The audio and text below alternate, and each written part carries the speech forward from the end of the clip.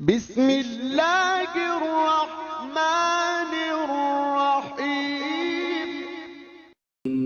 In the name of Allah, the Beneficent, the Merciful. السلام علیکم دوستوں، کیسے ہیں آپ سب لوگ؟ میں امید کرتا ہوں کہ آپ اور آپ کے گھر والے خیریت سے ہوں گے۔ آج ایک اور حضرت علی کا قول لیے آپ کی خدمت میں حاضر ہوا ہوں۔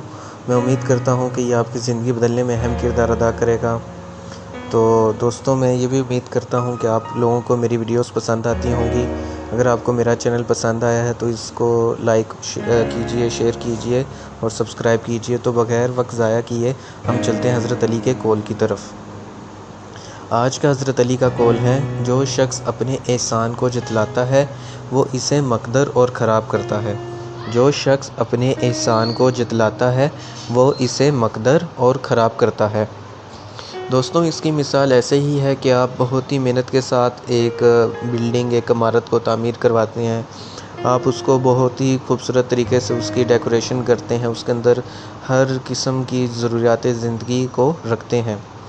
آپ اس کے اوپر بہت محنت کرتے ہیں، بہت خرچہ کرتے ہیں اور بعد میں اس کو اپنے ہی ہاتھوں سے اپنی نادانی کی وجہ سے گرا دیں، یا پھر آپ اس کو اپنے ہی ہاتھوں سے تباہ کر دیں۔ تو یہ اللہ تعالیٰ آپ سے اپنا کام لیتے ہیں۔ یہ اصل میں اللہ تعالیٰ آپ سے اپنا کام لیتے ہیں جو آپ کسی پر احسان کرتے ہیں۔ قرآن مجید میں بھی آتا ہے کہ جو تمہارے پاس اضافی مال ہے واپس کر دو ان کا جن کا ہے۔ تو اصل میں یہ اللہ تعالیٰ آپ کو استعمال کرتے ہیں دوسروں کی مدد کے لیے۔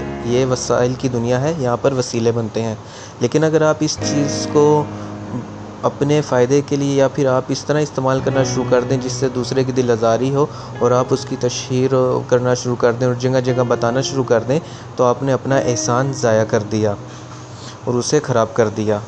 میں امید کرتا ہوں کہ آپ کو میری ویڈیوز پسند آتی ہوں گی، اور چینل پر بار بار آنے کے لیے، ویڈیوز دیکھنے کے لیے آپ سب لوگوں کا بہت بہت شکریہ۔